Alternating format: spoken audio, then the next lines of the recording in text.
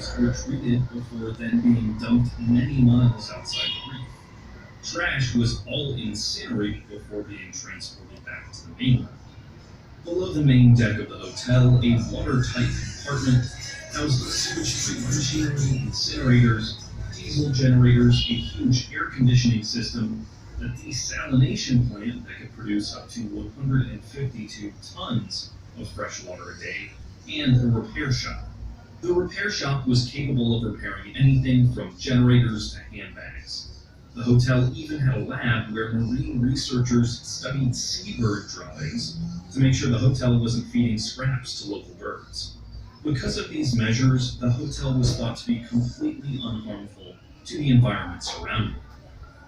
The hotel was anchored some 70 kilometers away from the coast of Townsville, and the only way to access the hotel was via water taxis, which would ferry guests from the shore all the way to the hotel's entrance in a journey which took 90 minutes and cost $120. Alternatively, richer guests could take a quicker and more luxurious 20-minute helicopter jaunt that cost $325. Rough weather often disrupted these journeys. If choppy water, high winds, or bad weather struck, it often would become difficult for boats and helicopters to undertake their trips.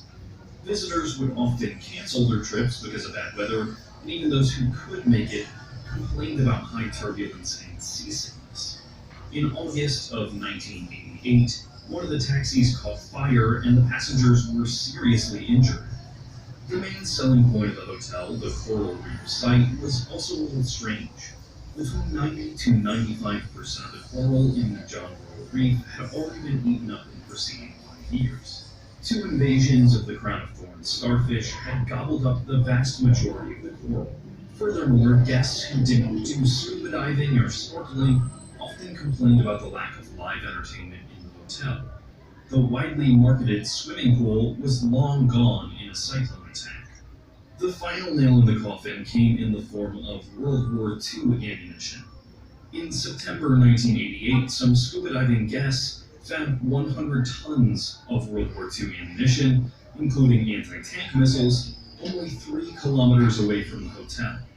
The Navy investigated and claimed that the ammunition was just far away enough not to pose a threat. Apparently, until around 1950, it was legal to dump live ammunition offshore. Such news put a permanent dent on the reputation of the resort, who would want to spend their vacation floating over a huge arsenal of World War II ammunition.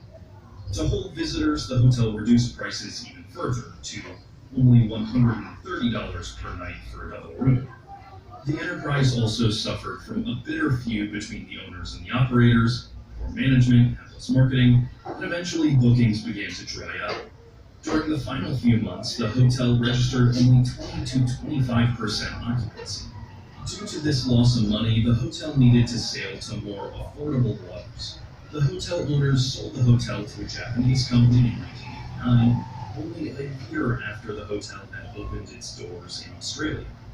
These new owners transported the hotel to Ho Chi Minh City in the south of Vietnam. At that time, Vietnam was experiencing a post-war tourism boom. Ho Chi Minh City was flooded with foreign visitors, but the city didn't have many high-class accommodations for rich people. As an already packaged, ready-to-go facility, the floating hotel seemed perfect. The journey from its Australian port to Ho Chi Minh City was another epic adventure of over 5,000 kilometers.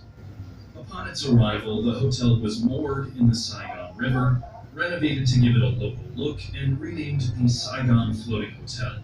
The place was ready for its